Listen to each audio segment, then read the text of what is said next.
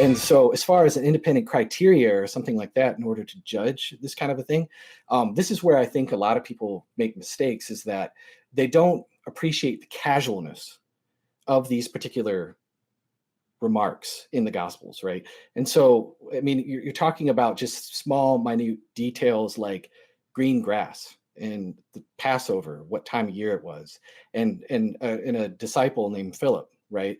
Or what Herod said to his servants, and then we find out in passing later that Joanna is the wife of Huzzah, who's Herod's household manager, right? These are very casual, small, minute details. It's not like they're thinking like, oh, okay, wait a second. Okay, so Matthew said this thing, and I better make something up here in order to like fix this for Matthew, but I'm not going to make draw any attention to it. I'm going to be really coy. I'm going to be really sly. And so when you say that they have like equal probability, I would just say that that hypothesis, because of the casualness and because of there's like no attention drawn to it whatsoever, and it doesn't seem like it looks more like testimony than it does like serious redaction, like Luke is trying to cover Matthew's butt or something like that.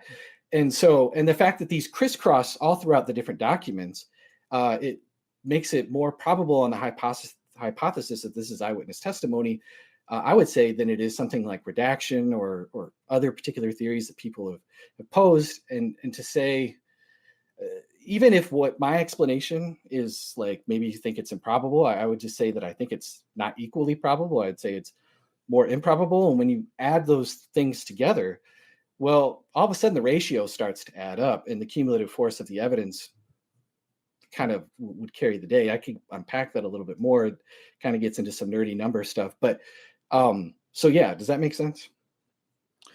Well, I mean, I understand what you're saying, but it doesn't make sense in that, you know, it doesn't make sense with the evidence that we have, because like, for instance, with the whole Passover thing, it doesn't make sense for the feeding of the 5,000 to be placed at the Passover in Mark's gospel.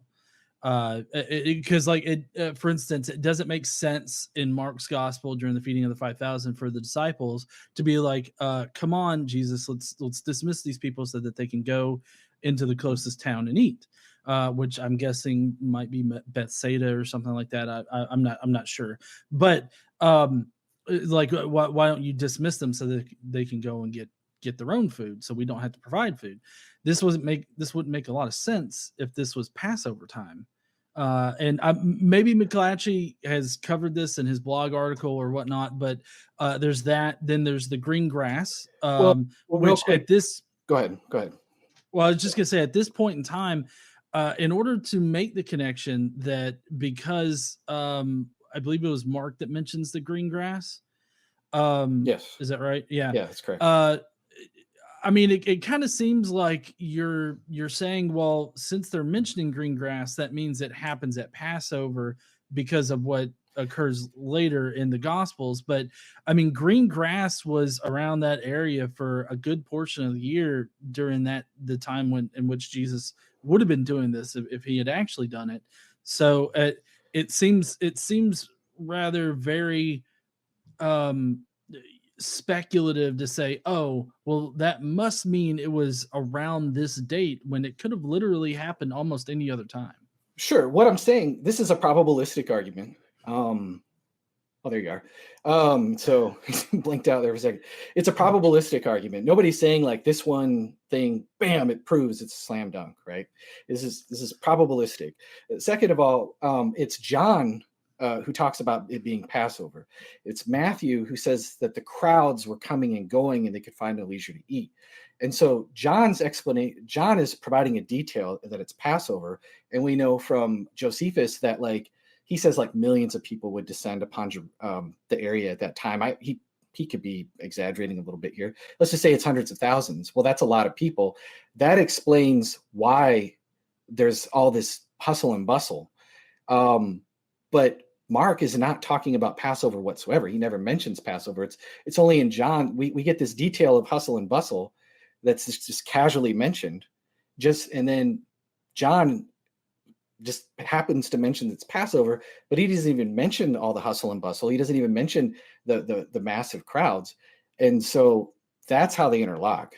Does that make sense? Well, yeah. Well, I mean, I understand what you're saying, but like for instance, the reason why John associates the feeding of the 5,000 with the Passover is to sort of connect, Jesus's sacrifice, him being the bread, and everything like that. Like that's all supposed to be,